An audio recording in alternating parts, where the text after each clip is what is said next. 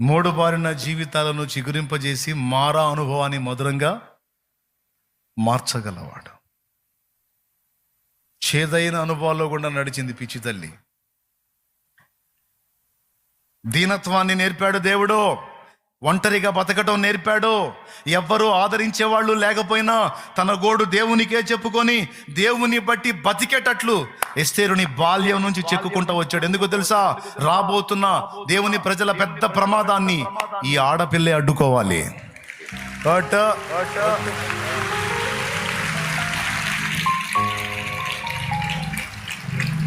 దేవుని ప్రజను ఈ ఆడపిల్లే రక్షించాలి. ఆ కష్టకాలంలో ఈ ఆడపిల్లే బతికించాలి. ఆ కష్టకాలంలో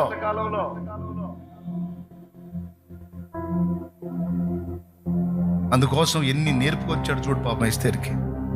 కానీ ఏం తెలుసా ఆమెకి? మీరు చెప్పండి, ఎస్తేరుకు తెలుసా నేను రాణి అవుతాను, మా వాళ్ళందరినీ నేను కాపాడుతాను హామాను కుట్ర నుంచి అని ఎస్తేరుకు తెలుసా?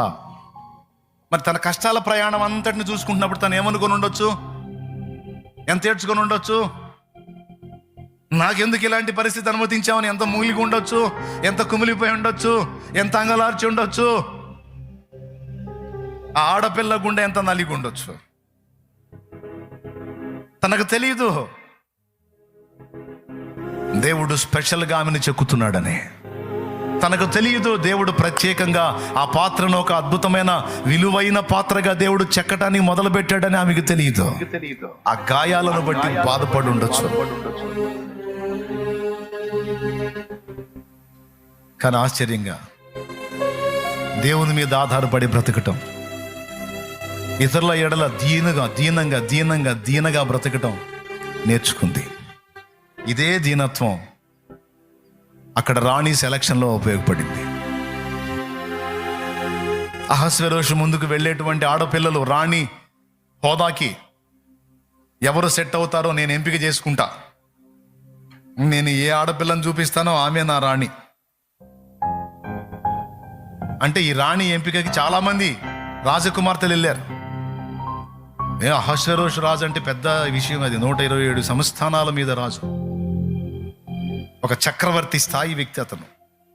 అతని పక్కన కూర్చొని పట్టమహిషిగా పెత్తనం చేసేటువంటి ఆధిక్యత అంటే సామాన్యమైన విషయం కాదు. అందుకని చాలా మంది పోటీకి వచ్చారు. వాళ్ళను ఒక సంవత్సర కాలం సిద్ధపరిచారు. తర్వాత రాజు ముందుకు తీసుకెళ్ళి హేగే అడుగుతాడు, అమ్మా నీకు ఎలాంటి వస్త్రాలు వేయాలి, నీ తల ఎట్లా చేయాలి, నీ ముఖం ఎట్లా చేయాలంటే వాళ్ళకి ఇష్టం వచ్చినట్టు రెడీ అయ్యేవాళ్ళు. నాకు ఇవి పెట్టండి అందంగా ఉంటాను, ఇవి పెట్టండి అందంగా ఉంటాను, ఇలా అయితే ఆకర్షణీయంగా ఉంటాను, రాజు నాకు వెళ్ళి చూడగానే మెల్ట్ అయిపోయేటట్టు నేను తయారవుతాను అని వాళ్ళకి బుర్రలు దోచిన ఎన్ని వేసుకొని పోయేవాళ్ళు. వాళ్ళని చూసి రాజు సీదర పెట్టి పక్క వచ్చిన వాళ్ళందరూ బాగుంటున్నాడు. ఎస్తేరు వంతు వచ్చింది. అంతఃపురంలో ఎస్తేరు అంటే అక్కడున్న పరిచారకులందరికీ ఒక గౌరవం. ఎందుకంటే మిగిలిన వాళ్ళందరూ వాళ్ళ మీద పెత్తనాలు చేస్తే ఈ అమ్మాయి మాత్రం దీనంగా ఉంటుంది. వాళ్ళకేం పనులు చెప్పదు. అవసరమైతే మీరు ఏదైనా చెప్పండి నేను చేస్తాను, తగ్గింపులో ఉంటుంది. అంత దీనరాలుగా ఉంటుంది. అందుకని ఆమెను చూసిన వారికి ఆమె ఎడల దయ పుట్టెను అని రాస్తుంది. దేవునికి స్తోత్రం. చివరికి ఆ సమయం వచ్చినప్పుడు హేగే వచ్చాడు. ఎస్తేరు, ఈరోజు నువ్వే రాజు ముందుకు వెళ్ళేది, చెప్పురా తల్లి, నిన్ను ఎలా రెడీ చేయమంటే అలా రెడీ చేస్తా. నీకు ఎంత విలువైనా సరే, నేను ఎట్లా రిస్క్ చేశాను సరే తెచ్చి నీకు ఏర్పాటు చేస్తాను, కోరుకోమ్మా. చాలా ఇష్టం పుట్టింది ఆయనకి ఎస్తేరు నందు. ఎందుకు? ఏ అండా ఏ ఆదరణ లేకుండా బతికిన మనిషి, దీనురాలు. ఆ ముఖం చూస్తేనే అందరికీ దయ కలిగింది. ఆయన అడిగాడు ఆ మాట. అప్పుడేముందో తెలుసా? తెలివి కలిగింది. అందరేమో నాకు అది వెయ్యి, నాకు ఈ డ్రెస్ వెయ్యి, నాకు ఇట్లా కట్టు, నాకు అట్లా కట్టు అని చెప్పి అన్ని తగిలించుకున్నారు, ముఖాలుగా అయ్యి పూపించుకొని. కానీ ఎస్తేరు ఆ మాటలు చెప్పలా. అసలు ఇంతవరకు నేను రాజునే చూడలేదు, రాజుని చూడని నేను రాజు అభిరుచులకు తగినట్టు నేను ఎలా సిద్ధపడగలను? అయ్యా రాజు ఇష్టాలు అభిరుచులు ఎరిగిన వాడివి నువ్వే. కాబట్టి నేను ఎలా రెడీ అయితే రాజుకు నచ్చుతానో, ఎలా సిద్ధపడితే రాజుకి ఇష్టరాలుగా ఉంటానో నీకు తప్ప నాకు తెలుసా? కాబట్టి ఎలా ఉంటే నేను ఆమోదం పొందుతానో అలాగ నువ్వే నన్ను సిద్ధపరచమని అప్పచెప్పుకుంది. నాకు తెలిసి ఈ మాట అన్నప్పుడే హేగేకి బలి పెళ్ళిగుంటుంది. ఇంతమందిని సిద్ధపరిచి పంపించాను కానీ ఒక్కతి కూడా ఈ మాటల్లా. కానీ నువ్వు అన్నావు, శభాష్.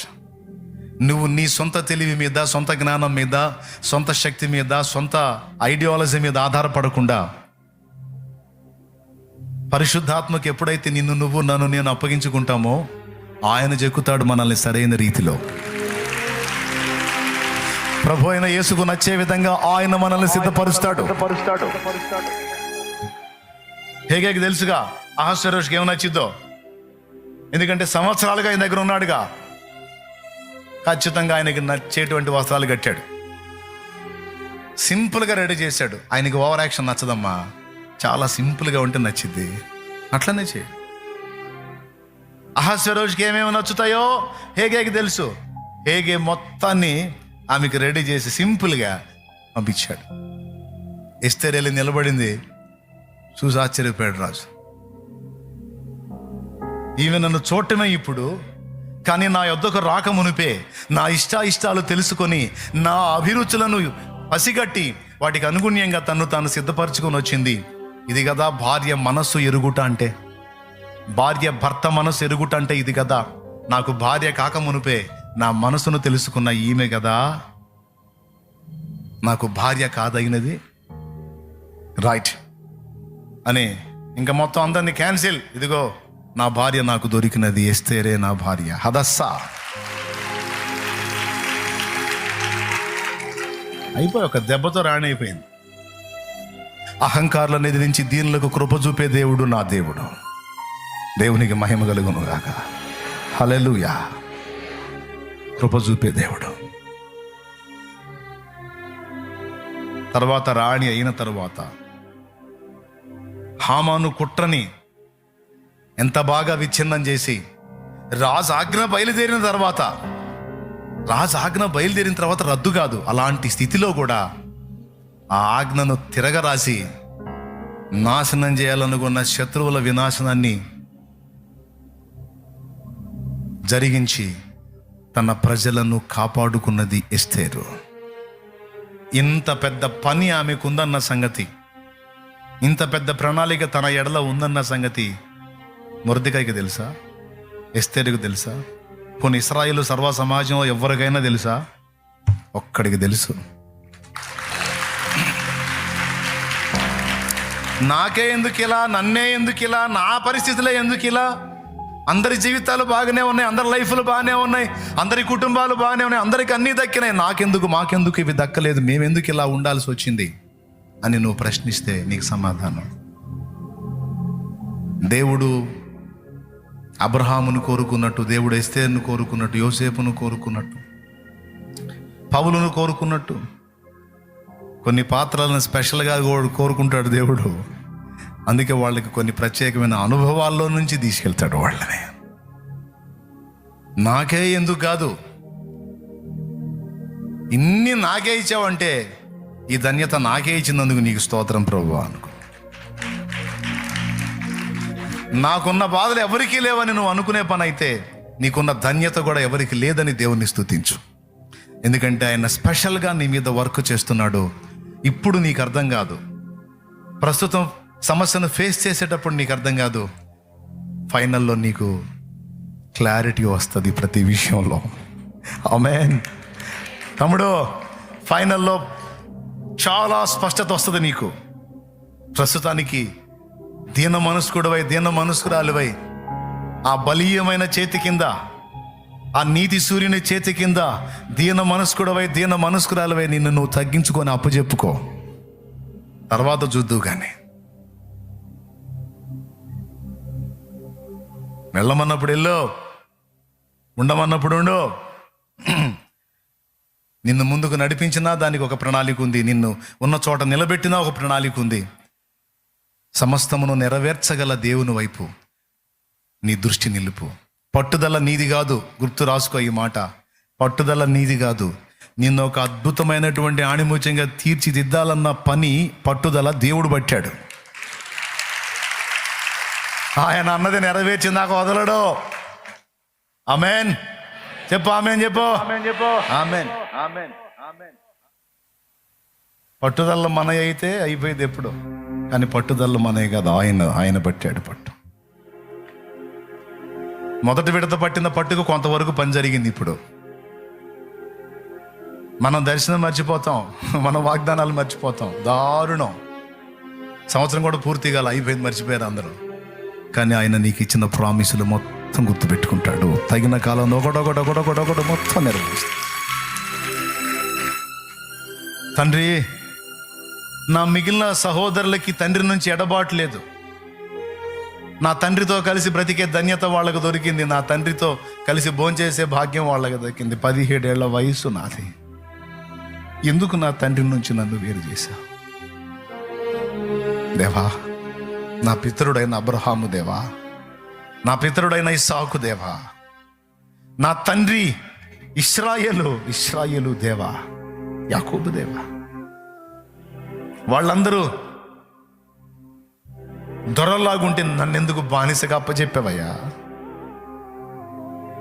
వాళ్ళందరూ నా తండ్రికి దగ్గరలో ఉంటే నన్నెందుకు అనాథలాగా వదిలేసావయ్యా? వాళ్ళందరూ ఘనతలో ఉంటే నన్నెందుకు నిందల పర్వంలో ఉంచావయ్యా?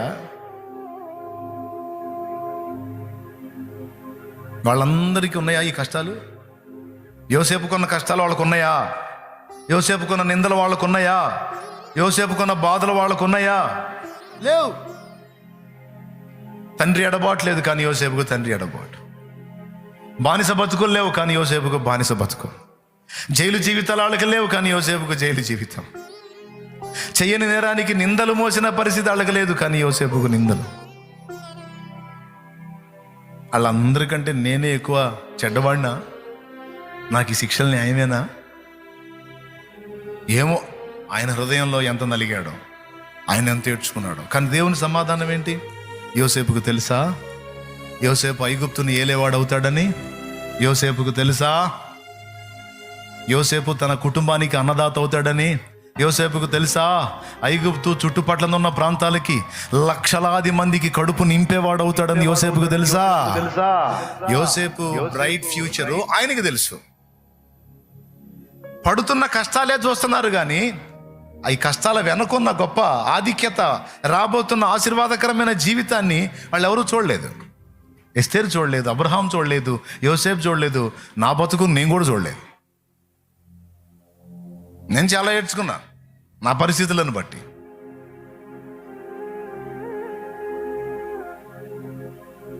కానీ దేవుడు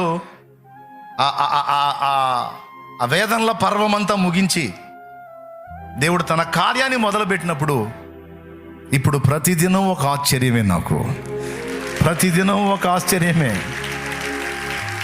ఎన్ని రీతులు స్తుతించాలో, ఎంత మయంపరచాలో కూడా అర్థం కావట్లా నాకు. నా జీవితకాలం స్తుతించినా సరిపోనంత కార్యాన్ని నా పట్ల ఆయన జరిగించేశాడు. అందుకే పాడుకున్నా, వేనోళ్ళ కొనియాడినా నా ఆశయే తీరదే, నిన్నెంత కనపరచినా నా హృదయమే నిండదే. తగ్గించవే. వేనోళ్ళ కొనియాడినా నా ఆశయే తీరదే, నిన్నెంత కనపరచినా నా హృదయమే నిండదే. నజరేయుడ యేసయ్యా, నీ స్తుతి తప్ప ఆనందమే లేదుగా. నా స్థితి మార్చినది స్తోత్రనిదే కదా. నీ స్తుతి తప్ప ఆనందమే లేదుగా. నా స్థితి మార్చినది స్తోత్రనిదే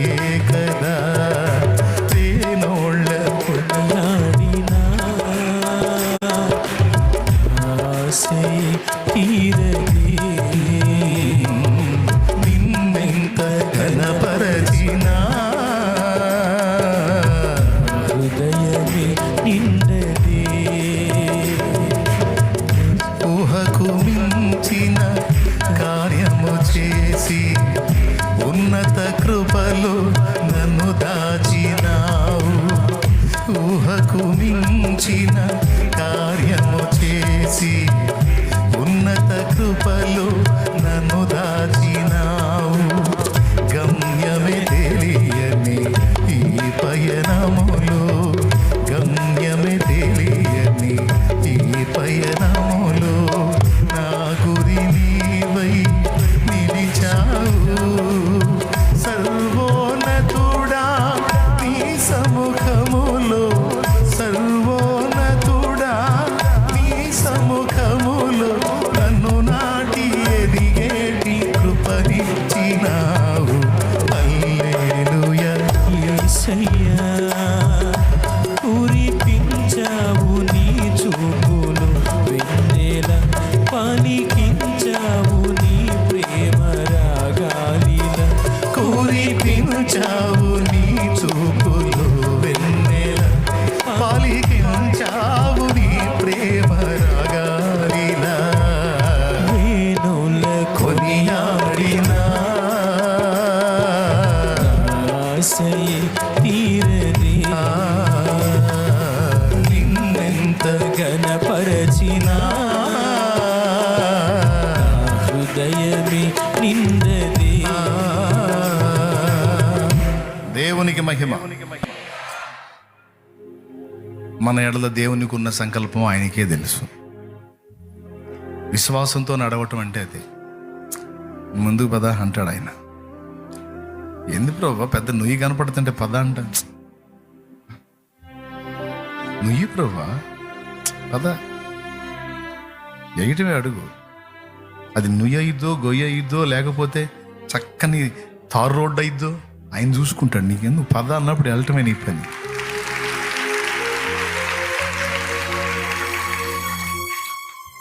కృంగిపోవద్దు, కలత చెందొద్దు, అధైర్యపడద్దు. ప్రత్యేకమైనటువంటి అనుభవాల్లో కూడా నిన్ను తీసుకెళ్తున్నాడు అంటే ప్రత్యేకమైన ఏర్పాటు ఉంది అని గ్రహించు. ప్రత్యేకంగా నిన్ను వాడుకోబోతున్నాడని గుర్తించు. ఇప్పటి వరకు జరిగిన అనుభవాల్లో కొంత వాడుకున్నాడు. ఇప్పుడు మళ్ళా చేదులు మన జీవితంలోకి అనుమతించినట్లయితే, చేదులు ఏవైనా మన జీవితంలో ప్రజెంట్ మనం ఫేస్ చేస్తూనే ఉంటే వీటి వెనక మళ్ళీ ఇంకా గొప్పగా వాడబడబోయేటువంటి బ్రైట్ ఫ్యూచర్ భవిష్యత్తులో ఉంది. ఒక్కటి ఫైనల్గా చెప్తా చివరిగా, జనములకు ఆశీర్వాదకారమగునట్లు, జనములకు దీవెన కారణమగునట్లు నా దేవుడు నిన్ను వాడుకునేది మాత్రం కద్దు. కన్ఫర్మ్. ఈ విషయంలో పట్టుబట్టింది నువ్వు కాదో, నా దేవుడే పట్టాడు పట్టు. నా దేవుడే పట్టుకున్నాడు నిన్ను. చేయి పట్టుకున్నాడు వదులుతాడా? చూద్దాం, నీకే అర్థమైందిగా భవిష్యత్తు. ఈరోజు నీ కన్నీళ్ళు, ఆనాడు ఆనందగానాలు. ఆమేన్. అంతే. పలుగాకి లోకం నిందించిన ఏకాకి వై నీవు రోదించిన అవమాన పర్వాలు ముగిసేనులే, ఆనంద గీతాలు పాడేవులే. పలుగాకి లోకం నిందించిన ఏకాకి వై నీవు రోదించిన అవమాన పర్వాలు ముగిసేనులే, ఆనంద గీతాలు పాడేవులే. నవ్వినో ముందు తలను వంచేరు, నవ్వినోళ్ళంత నీ ముందు తలను వంచేరు. ఇక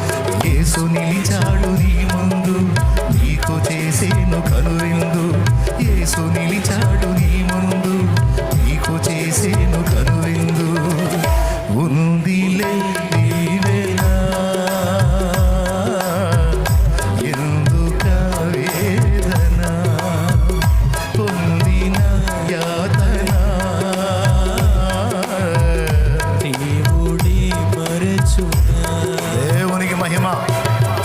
హల్లెలూయా. దేవుణ్ణి అడుగుతావా, ఎందుకయ్యా నన్ను అనాథం చేశావని? దేవుణ్ణి అడుగుతావా, ఎందుకయ్యా అందరూ నన్ను ద్వేషించేటట్టు చేశావు నా బతుకుని అని? దేవుణ్ణి అడుగుతావా, ఎందుకయ్యా నేను ఎంతో ప్రేమించే వాళ్ళని నాకు దూరం చేశావని? దేవుణ్ణి అడుగుతావా, నన్ను ఆదరించే వాళ్ళని కూడా నాకు దూరం చేసావు ఏందయ్యా అని?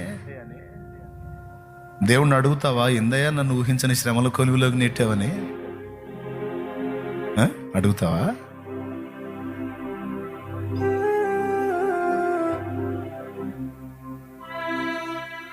శ్రేష్టమైన పాత్ర తయారు కావాలంటే శ్రేష్టమైన అనుభవాల్లో గుండానే పోవాలి, లేకపోతే శ్రేష్టమైన పాత్రలు తయారు కావు. స్తోత్రం. హల్లెలూయా. ఇల్లు కట్టేదానికి వరసలో పెట్టే రాయి నల్లరాయి, పెద్ద షాయికిరా. 2 దెబ్బలు కొడితే మొలాటతో 2 దెబ్బలు కొడితే అయిపోయింది రాయి, సైజు రాయి వచ్చింది, వరసలో పెట్టచ్చు. కానీ ఒక చక్కని శిల్పము రూపుదిద్దుకొని మన షో కేసులో పెట్టాలంటే అందంగా దానికి ఎన్ని దెబ్బలు పడాలో తెలుసా? గట్టి దెబ్బలు కొన్ని పడాలి, సున్నితమైన దెబ్బలు కొన్ని పడాలి, రాపిడి జరగాలి, నునుపు చేయబడాలి. ఓయబ్బా బోల్డంత పని ఉంటుంది దాని మీద. అంత అయిపోయిన తర్వాత నల్లరాయికి పెట్టేది 10-15 రూపాయలు అయితే ఆ శిల్పానికి పెట్టే ధర ఎంతో తెలుసు? అది 1000 రూపాయలు కావచ్చు, లక్షలు కూడా కావచ్చు. ఆ కళాఖండాన్ని బట్టి ఉంటుంది విలువ.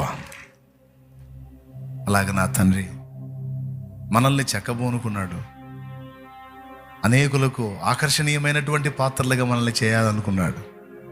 అందుకే అన్ని రకాల అనుభవాల్లో గుండా తీసుకెళ్తాడు. ఈ అనుభవాలు లేకుండా ఇతరులకు ఆకర్షణీయమైన పాత్రలుగా మనం మారటం మాత్రం సాధ్యం కాదు. పక్క ఇతరులకు దీవెనకరమైన పాత్రలుగా మనం మారటం మాత్రం సాధ్యం కాదు. ఈ అనుభవాల్లో గుండా ప్రయాణం చేస్తేనే ఆ షైనింగ్ మనకు వచ్చింది. అది దేవుని ప్రణాళిక. మనందరి విషయంలో మాత్రం దేవుని ఉద్దేశాలు ఏమై ఉన్నాయో తెలుసా? జనములకు మనల్ని ఆశీర్వాదకరంగా చేయాలనేవి ఉద్దేశాలు. ఈనాడు అబ్రహామును చూడండి, విశ్వాసులకు తండ్రి అయ్యాడు. భూమి మీద ఉన్న జనాంగాలన్నింటిలో ఎక్కువ జనాంగం ఎవరో తెలుసా? అబ్రహాం జనాంగమే. ఇశ్రాయేలీలు వాళ్ళేనా? అరబ్బులు వాళ్ళేనా? ప్రపంచంలో ఎక్కువ జనాభా ఉన్న క్రైస్తవులు విశ్వాసాన్ని బట్టి మొత్తం అబ్రహాం సంతతేనా? ఇప్పుడు చెప్పండి, భూమి మీద ఉన్న జనాభాలో అత్యధికమైన జనాభా ఎవరిది? ఎస్. కాబట్టి అంత మెట్టుగా అబ్రహాం తీసుకెళ్ళటానికి కొన్ని కఠినమైన అనుభవాల్లో గుండా దేవుడు అబ్రహాం నడిపించాడు. తప్పలా, నీకు నాకు కూడా తప్పదు. మనం సిద్ధపడి ఉండాలి తప్ప ప్రశ్నించడానికి లేదు. ఈ మ్యాటర్ నీకు ముందే అర్థమైతే, స్పష్టంగా అర్థమైతే లోపడుతుంటావు దేవునికి. లేకపోతే నువ్వు ఏడిసి జనాన్ని ఏడిపిస్తావు, నన్ను కూడా ఏడిపిస్తావు. మ్యాటర్ నీకు అర్థమైంది అనుకో, సంతోషంగా దేవుని వైపు చూస్తూ దేవుడు నడిపించే నడిపింపుల్లో ఎదురయ్యే అనుభవాల్లో గుండా ఆనందంగా ముందుకెళ్తావు. ఎందుకంటే ఆల్రెడీ బైబిల్లో వ్యక్తుల్ని చూపించాడు కదా. చూపించాడా లేదా? రైట్. నిన్ను కూడా అలా ప్రత్యేకమైన అనుభవాల్లో గుండా తీసుకెళ్తున్నాడు. ధైర్యంగా ఉండు. ఒక్కసారి చెప్పండి, తీర్మానం ఎవరిది? నీదా దేవుడిదా? పట్టుదల ఎవరిది? చెయ్యి పట్టుకుంది ఎవరు? బరువు మోస్తుంది ఎవరు? ఎన్నోసార్లు తోక ముడిచి పరిగెత్తి పారిపోతే నిన్ను తీసుకొచ్చి మళ్ళా ఎలలో నిలబెట్టి, ఎన్నోసార్లు తోక ముడిచి పారిపోయావు నువ్వు, మళ్ళీ తీసుకొచ్చి లైన్లో పెట్టాడా? రా రా రా అని. హల్లెలూయా. ఇప్పటి వరకు నిలిపిన వాడికి ముందు కూడా నిలబెట్టగల సమర్థుడు. ఆమేన్.